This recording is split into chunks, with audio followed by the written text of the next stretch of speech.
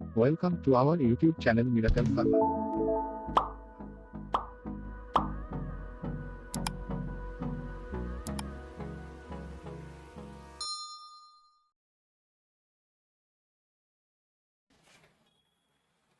दोस्तों, हमारे एक व्यूवर्स हैं दीपक प्रताप जी, जानकारी चाहते हैं महाशंखवटी के बारे में। तो इस वीडियो में हम जानेंगे महाशंखवटी के अंदर क्या कंटेंट मौजूद हैं और क्या इसके मेजर यूज हो सकते हैं, कौन कौन सी फार्मा कंपनी इसको मैन्युफैक्चर करती हैं।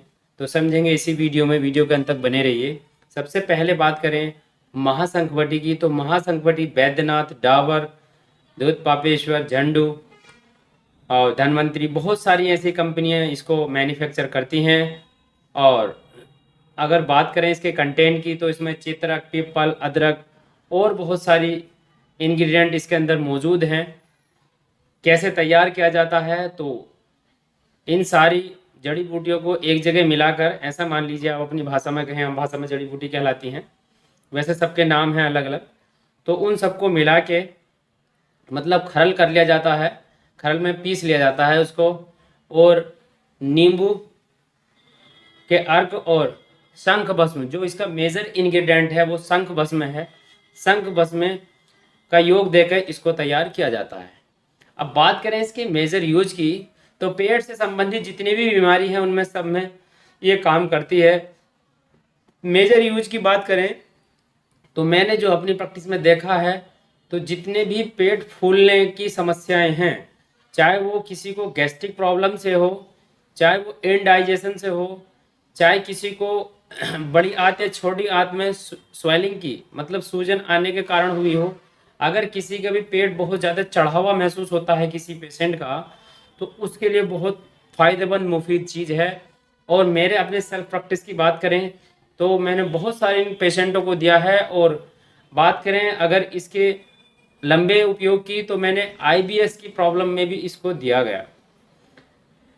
अगर किसी को भी खाना खाने के बाद तुरंत 10 से 15 मिनट के बाद अगर जलन महसूस होने लगती है, मतलब कि एसिडिटी बनने लगती है और गले के एसोफेगस तक, यहाँ तक उसको जलन महसूस होती है, कभी कभी लोग कहते हैं कि कलेजे में जलन महसूस हो रही है, 2-4 दिन एंटासिड लिए एलोपैथिक के तो ठीक हो गए, उसके बाद फिर से ये प्रॉब्लम होती है। तो उनको क्या कहते, उसको हम अगर आम भाषा में बात करें आपको समझाने के लिए, तो मतलब कि ये है कि हमारी पाचन क्रिया ठीक नहीं हो पा रही है, जो खाना हम खा रहे हैं वो डाइजेस्ट नहीं कर पा रहा है। अब बात कर लें क्या इसके पीछे एक काला धंधा बना रखा है। कुछ डॉक्टर जो है मेरी बात का बुरा भी मानेंगे, प्रैक्टिशनर, लेकिन मैं उसको एक साइड में रख कर आपको बताता हूँ।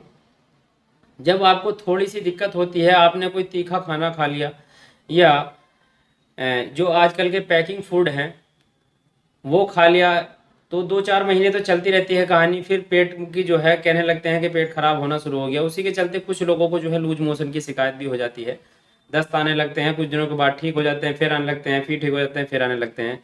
फिर कुछ ऐसा होता है जैसे किसी ने उड़द चावल खा लिया मान लिया, या पार्टिकुलर कोई अगर कोई भी सब्जी खाई या कोई भी फूड इनटेक किया, तो उसके बाद उन्हें ये पता है, इतना अनुभव उनको खुद को हो जाता है कि अब मुझे जो है इससे मेरा पेट खराब हो सकता है, यहाँ तक कंडीशन हो जाती है। मतलब कि जैसे एक डॉक्टर परख करता है, ऐसे कुछ मरीजों को भी अपनी बीमारी के बारे में पता चल जाता है कि क्या चीज़ मुझे नुकसान दे रही है जिसके चलते मेरा पेट खराब होता है।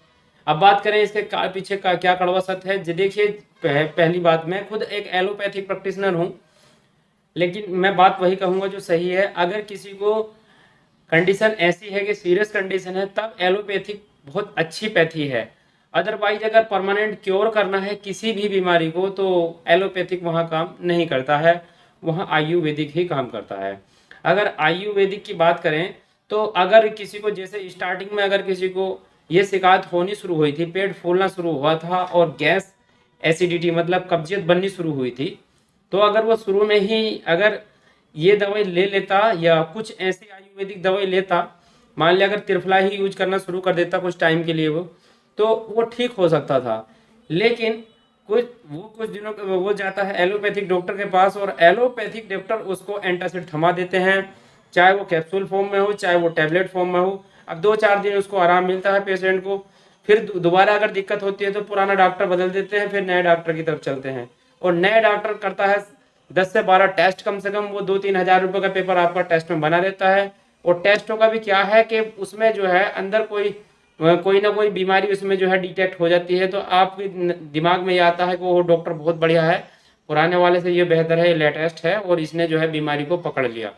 लेकिन वो बीमारी कहाँ से हुई, जो आप जो है एंटासिड ले रहे थे रेगुलर, उससे वो बीमारी कोज हो गई, वो बीमारी का एक कारण बनी। और आपको जो है अब तुम्हारे मन को तो तसल्ली हो गई कि डॉक्टर ने जब बीमारी पकड़ ली है तो अब इसका इलाज भी हो जाएगा। लेकिन वो क्या है, वो जो एंटासिड आपको ओरल फॉर्म में दे रहा था, मतलब मुंह से खाने में, उसके बाद उसने आपको देगा वो इंजेक्शन फॉर्म में, और कुछ जो है एंटी इमेटिक ड्रग दे देगा, मतलब जो उल्टी मतली होनी शुरू हो रही थी, और कुछ दे देगा आपको एंटासिड, जैसे कि पेंटाप्राजोल हुआ, राबिप्राजोल हुआ, तो वो इंजेक्शन फॉर्म में देना शुरू कर देगा। आपको 2-4 दिन फिर लाभ मिलेगा, उसके बाद आप 10 से 15 दिन के लिए फिर से ठीक महसूस करेंगे।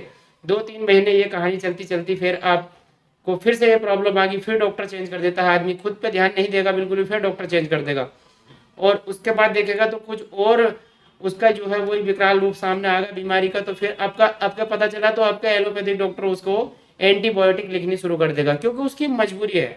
उसको तो जो इंस्टेंट रिलीफ के लिए जो भी संभव हो सकता है, उस डॉक्टर की कोई गलती नहीं है, तो वो वही मेडिसिन देगा। ये तो आपको देखना था किस चीज़ से आपको परेशानी हो रही है, डॉक्टर रोज तुम्हारे घर तो आ नहीं रहा। दूसरी बात कुछ ये भी है कि आपने एक बार पर्चे पर दवाई लिखा ली, दोबारा विजिट डॉक्टर से नहीं कर पाते, क्योंकि आपको पता है 200-300 रुपये हमारे फीस में खर्च हो जाएंगे। अमूमन हमारे पास भी यही हालत है पेशेंटों की, कि कोई भी देखना नहीं चाहता दोबारा मुड़ के कि अब तो मेडिकल से ही ले लें। और मेडिकल केमिस्ट को तो अपना फ़ायदा है, तो वो तो जो भी दवाई है तुम्हारी 1 दिन की नहीं 3 दिन की और बता देगा, और उसको आपको 2 से 4% आपको डिस्काउंट देगा, तो आप जो है पूरे हफ्ते भर की दवाई ले लेंगे, और वो तो तुम्हें पूरा एक आधा या एक झोला थमा देगा दवाई का। अब तुम रेगुलर खा रहे, सेल्फ मेडिकेशन करे जा रहे हैं। जब आपकी हालत हो जाती है 2 से 3 साल, उसके बाद आप पहुंचते हैं किसी अच्छी जगह, और अच्छी जगह के जब आप खूब पैसे बर्बाद कर लिए, तो फिर आप कोई सस्ता डॉक्टर पकड़ते हैं। तब ये घूमते घूमते लोग आयुर्वेदिक तक पहुंच पाते हैं या यूनानी तक। मैं किसी पैथी को गलत नहीं कह सकता, क्योंकि मैं खुद एलोपैथिक प्रैक्टिशनर हूं, लेकिन इंस्टेंट रिलीफ के लिए पैथी बहुत बढ़िया है, अदरवाइज आप परमानेंट क्योर नहीं कर सकते, ये बिल्कुल क्लियर कट है। अब बात करें इसके और किस किस बीमारी में इसको यूज किया जा सकता है, तो महाशंखवटी बहुत अच्छी मेडिसिन है। इसको हम आंतों के संबंधित कुछ रोगों में भी इसको देते हैं, और जैसे मैंने आपको बताया कंडीशन के किसी को भी अगर किसी को किसी खाने के साथ जो है लूज मोशन होने शुरू हो जाते हैं, तब भी हम इसको ये दवाई प्रिस्क्राइब करते हैं, बहुत अच्छे रिजल्ट मिलते हैं।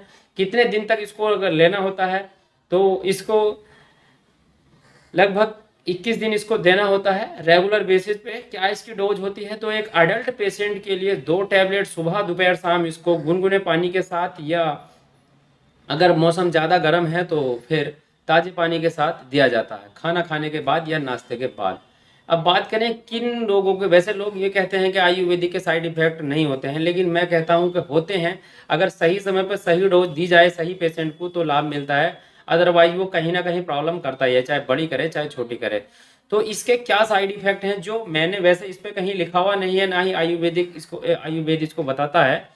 तो इसका मैं अगर अपनी प्रैक्टिस के हिसाब से बात करूं, तो मैंने कुछ पेशेंटों में पाया है कि जो वैसे यो वात पित्त को जो है कंट्रोल करता है, नॉर्मल करता है, लेकिन फिर भी इसके मैंने कुछ मान लिया अगर 100 पेशेंट हैं, तो 100 में से मैंने 5 से 10 पेशेंटों में इसमें ब्लड प्रेशर बढ़ने की शिकायत देखी है। उसकी एक वजह ये भी है क्योंकि इसमें 5 अलग अलग तरह के पंच लवण बोलते हैं इसमें आयुर्वेदिक लैंग्वेज में।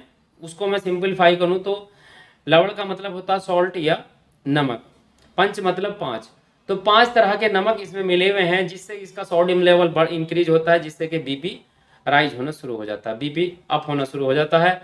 जब ब्लड प्रेशर बढ़ना शुरू हो जाता है तो तरह तरह की और परेशानी भी आनी शुरू हो जाती है। तो इसलिए कभी भी ऐसा नहीं है कि इसको सेल्फ मेडिकेशन कर लें आप। बहुत ही रेयर केस में ये जो है पॉसिबल है कि आप इसको लें, अदरवाइज आप किसी अच्छे डॉक्टर से सलाह जरूर लें। ये दवाई ऐसी नहीं है कि किसी छोटे मोटे डॉक्टर से उठाई आपने और खानी शुरू कर दी। बहुत इफेक्टिव मेडिसिन है और इसके बहुत फास्ट प्रभाव हैं। अगर जैसे कि एलोपैथिक के प्रभाव होते हैं, एलोपैथिक जैसे तो नहीं है, लेकिन इसके आयुर्वेदिक में भी इसके महाशंखवटी, क्योंकि जो भस्म होते हैं तो वो भस्म का क्या है, एक ऐसा समझ लीजिए उसका हमने बहुत ही बड़े मेजर रूप का जो है हमने एक्सट्रैक्ट निकाल के बहुत छोटा रूप कर लिया है उसका। तो और एक चीज़ और समझा दूं मैं आपको, ये भस्मों को जो है हमारे जो हमारी पचाने की चीज़ें हैं, कास्ट बोलते हैं उनको, जो आम औषधि है, मान लिया किसी ने नीम खा लिया तो उसको पचाने के लिए हमारा शरीर सही होना चाहिए, तभी हमारा डाइजेशन सही होना चाहिए, तब उसको सही बेनिफिट मिल पाएगा।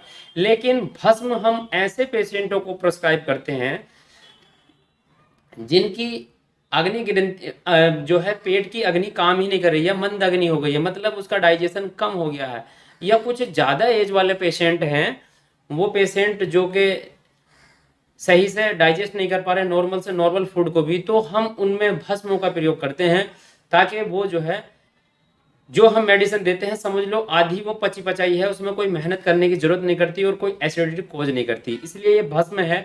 इसमें इसमें भस्म मिला हुआ है। तो भस्म ऐसे होते हैं कि हम इसको निगरानी में ही देते हैं, ऐसे किसी को नॉर्मली प्रिस्क्राइब नहीं करते हैं, बहुत रेयर स्टेज पे हम भस्म प्रिस्क्राइब करते हैं। तो इसको खुद से आप जो है इसको ट्राई ना करें, किसी आयुर्वेदिक अच्छे प्रैक्टिशनर से, मैं फिर बोल रहा हूँ, किसी अच्छे प्रैक्टिशनर की सुपरविजन में इसको ले सकते हैं। मैंने इसका जो मुझे अपनी सेल्फ प्रैक्टिस के अंदर मुझे जो दिखाई दे, जो मेरे पेशेंटों को दिखाई दिया है, इसका जो साइड इफेक्ट है वो मैंने आपको बता दिया। वैसे कहीं आपको किसी किताब में इसका साइड इफेक्ट देखने को नहीं मिलेगा। अगर बीपी की किसी को भी समस्या है, ब्लड प्रेशर की किसी भी तरह की, तो आप इसको बिल्कुल ना दें, और दें तो फिर आप अगर एक प्रैक्टिशनर हैं तो अपने हिसाब से इसको दें और कम डोज में दें। अगर बात करें बच्चों को, तो बच्चों को भी इसको दिया जा सकता है, एक टैबलेट सुबह और शाम। ज़्यादा कम उम्र के बच्चों को इसको ना दें, प्रेगनेंसी में बिल्कुल ये मेडिसिन सेफ नहीं है मेरे हिसाब से, क्योंकि इसमें जो है मैंने आपको बताया कि सोडियम की मात्रा ज़्यादा है, तो इस वजह से मैं, और थोड़ी तेज़ है दवाई, तो इसको प्रेगनेंसी में बिल्कुल ना दें। वैसे ये बहुत अच्छी मेडिसिन है, मैंने इसको बहुत सारे पेशेंटों पे ट्राई करके देखा है, बहुत अच्छे रिजल्ट मिले हैं। रेगुलर इसको 21 दिन तक प्रयोग करना है। मैं फिर रिपोर्ट कर दूं, सुबह दोपहर शाम 2-2 टैबलेट इसको सादे पानी के साथ या गर्म पानी के साथ, इसको हल्के गुनगुने पानी के साथ दिया जाता है खाना खाने के बाद। याद रहे, खाना खाने से पहले बिल्कुल नहीं देना है। तो ये थी जानकारी महाशंखवटी के बारे में। अगर आपको जानकारी अच्छी लगती है तो वीडियो को लाइक करें, और चैनल पर नए हैं तो सब्सक्राइब करें। मैं मिलता हूं किसी नए वीडियो में नए टॉपिक के साथ, तब तक चैनल को विजिट करते रहें। Subscribe our channel for latest medical information and press the bell icon for more video notification.